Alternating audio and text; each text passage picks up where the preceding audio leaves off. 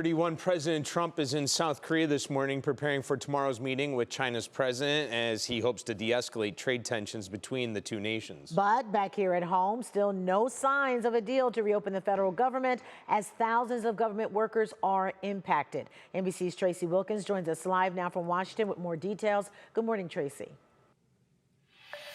Good morning, Danita. Good morning, Dave. Day 29 of the shutdown. Congress still doesn't have a deal, and the world is watching as President Trump prepares to talk trade and government relations with China's president. South Korea, the last stop on President Donald Trump's tour of Asia as he prepares to meet with China's President Xi. Trump is saying a new era of trade is on the horizon, offering some optimism after months of a tense trade war with China.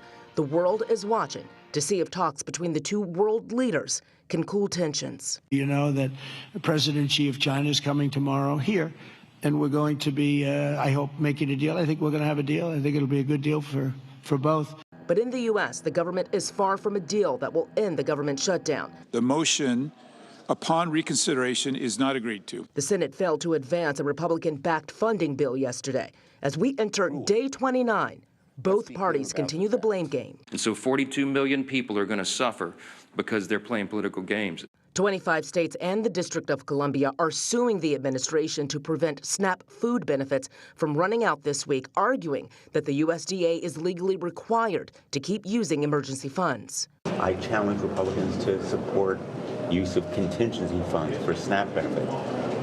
What Donald Trump is doing, and Republicans in Congress are supporting him, is making this shutdown as cruel and painful as possible. This as furloughed federal workers struggle without the checks they earned. I'm simply a federal worker trying to do a job and bring home a paycheck for my family.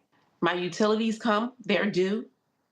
My car note is due, my insurance is due.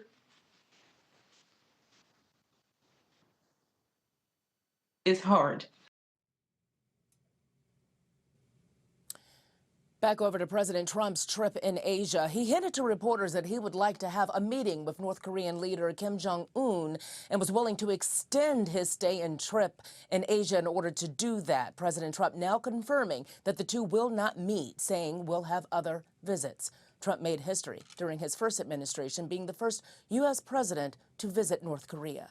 In Washington, I'm Tracy Wilkins, NBC News. Back to you all. All right, Tracy, thank you so much.